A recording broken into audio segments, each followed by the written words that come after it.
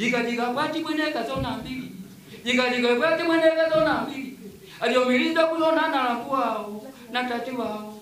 Jiga pe. Maana yake na tafasiri. Maana yake mimi mwenye nefunda mamwenye. Na tafasiri kila nini. Wanasema hivi. Jiga pe, yani peke yako. Haishoni mbili. Hiyo mbili hiyo unashona na ndugu zako kama sisi na mamwenye na mapia mwene na wazee maarufu na polisi kama wale na maafisa usalama. Ukishirikiana wote hao utakuwa unaiweza kuongoza. Lakini ukiwa peke yako peke yako mtu hujiongozi mwenyewe, ile unaongoza watu kwa ushirikiano. Ukiwa na matatizo fanya hili ulilofanya hivi. Upate mawazo utafanikiwa tu, wala kuna tatizo. Na sisi mamwenye tutakutilia mbepesi.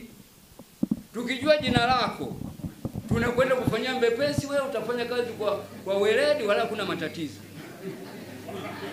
Kingine ninachokushauri, unapokwenda katika kata fulani, mwenyeji wako awe mwenyeji wake wa kwanza awe mwenye. Jamani, ninapokuja huko nitarisheni na mamwenye, utakuta wewe utasema huyu mtu atatufaa, maana yake mila anaiweka kibindoni. Kwa hiyo ninachokuomba mimi ushirikiano.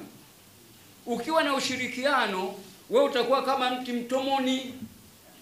Kuna mwimbo wa Kenya anasema ntomoni kanyamatira ntomoni kama kanyamatira ababangu kanyamatira. Maana yake ni maana yake ntomoni una utomvu. Kazi ya utomvu ni kuwakumbatia. Kwa hiyo kenda unanata. Sasa mkuu wa wilaya uwe kama ntomoni. Utakuta watu wananata kwako. Utakuwa na ushirikiano. Asante sana. Viongozi wa mila na desturi ambao ndio wanaokutana na wananchi kila siku. Kwa ninyi ni viongozi wangu wa kwanza ambao nilitamani nikutane na ninyi ili tuweze kufanya kazi pamoja. Na ninyi niwapongeze kwa amani na utulivu ambayo ipo katika wilaya yetu ya Masasi. Tunawashukuru sana.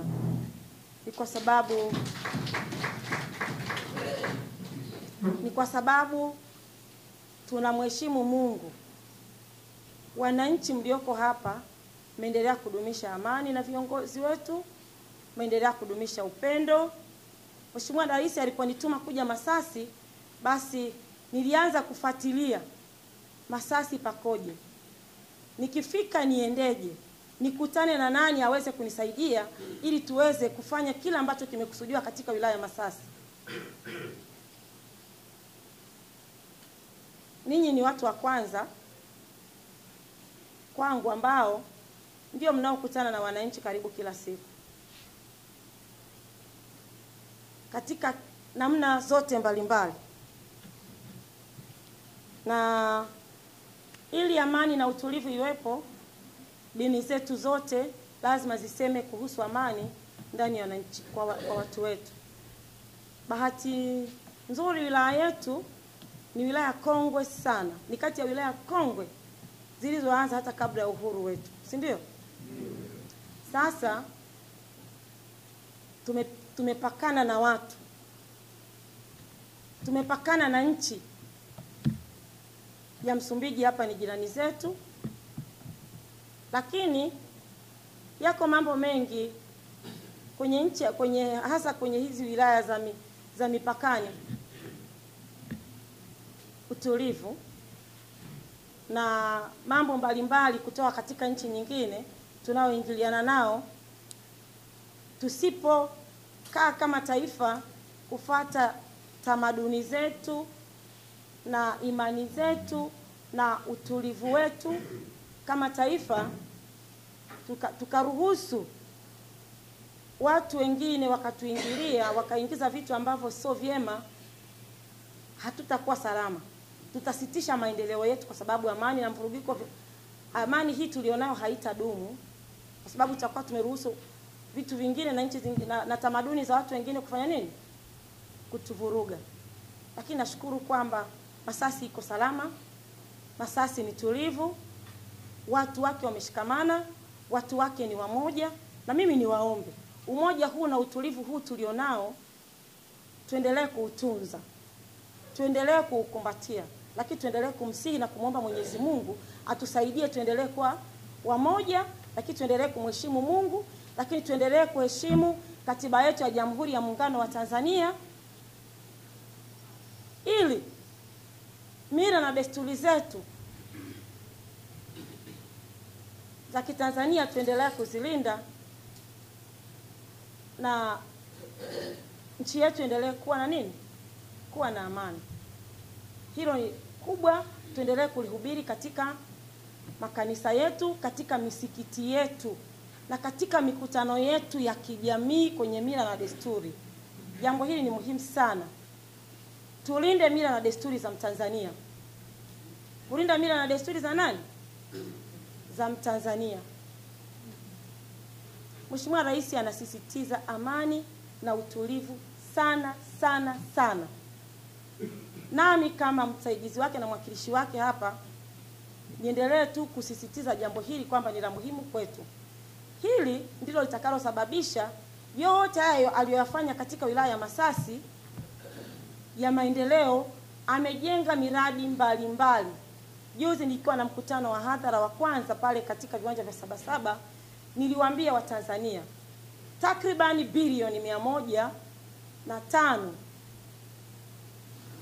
zimetumika katika miaka minne kutekeleza miradi mbalimbali ya maendeleo ndani ya wilaya yetu ya Masasi katika halmashauri zote mbili.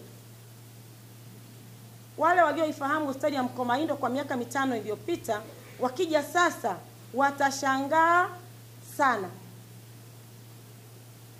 Nilikwenda mimi na timu yangu, ndio mradi wa kwanza ambao nilifanya ziara, kwa sababu afya ni kila kitu kwa maisha ya watu. Leo ukienda Mkomaindo na miaka 5 iliyopita, tofauti ipo kubwa sana. Rais Samia amesukuma pesa nyingi na kuhakikisha kwamba ile hospitali tulikuwa tunashiriki, ilikuwa ya dini, ilianza kama ya dini, si ndio? Lakini sasa serikali imechukua pesa nyingi kuhakikisha kwamba ile hospitali inabadilika. Sasa tunaitumia kama hospitali ya wilaya, lakini yenye hadhi ya tofauti sana. Inahudumia sasa wananchi wa wilaya hii ya Masasi, wananchi wa wilaya jirani zinazotuzunguka hapa, lakini na wananchi wa wilaya wa nchi jirani wanaotoka Msumbiji wakija hapa leo wanapata huduma katika hospitali yetu ya Masasi ambayo iko tofauti sana. Ukienda Mkomaindo leo tuna jengo lile la dharura ambalo liko pale, ukiliona ni la kimataifa, lina kila kitu, lina kila kipimo kinachotakiwa. Huduma zote za dharura zinapatikana pale. Hiyo ni kazi kubwa ambayo Dr. Samia Suluhu Hassan amefanya ndani ya miaka mingapi? Ndani ya miaka mingapi? 4 tu. Mabadiliko makubwa yametokea katika hospitali ile. Tunajivunia, lakini ukienda pale leo hakuna dawa ambayo haipatikani katika ile hospitali.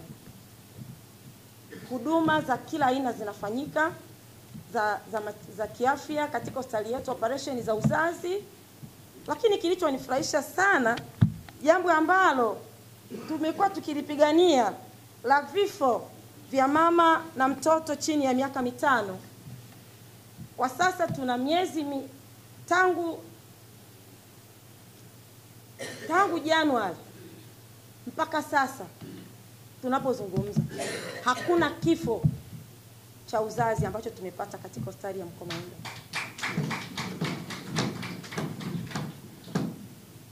Hiyo huduma zimeimarishwa, lakini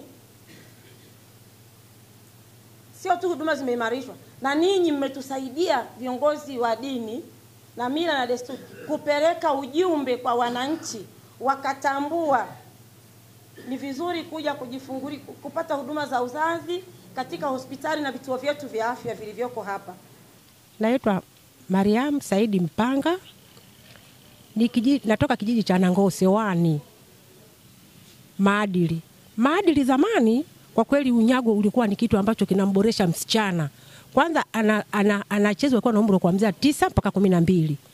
Na akienda jandoni hawaambui mambo yoyote mabaya, mambo mazuri, ili pengine akiwa na mume awe na adabu, awe na heshima. Lakini sasa hivi maadili yamekiuka. Sasa hivi mlolongo umekuwa mbaya kwa wasichana. Na ndio maana sasa hivi ndoa nyingi zinaharibika, ndoa nyingi zinakwenda sambamba, na vijana sasa hivi wameamua kutokuwaoa, ni kuwazalisha na kuwaacha. Kwa ajili nini? Maadili tumeyaacha yale ya zamani. Kuhusu habari ya unyago, unyago ni kitu kizuri sana hasa kwa mtoto wa kiume. Mimi kwa majina naitwa Emmanuel Albano Mayaya. Ni mkazi wa kijiji cha Nangose, kata ya Temeke, halmashauri ya mji Masasi. Katika swala mmomonyoko wa maadili, yani kikubwa kabisa kwanza kimechangia baada ya vijiji kule tulikotoka, kwa sababu mamwenye walikuwepo toka hicho kipindi, na kila mwenye alikuwa anakaa na ukoo wake.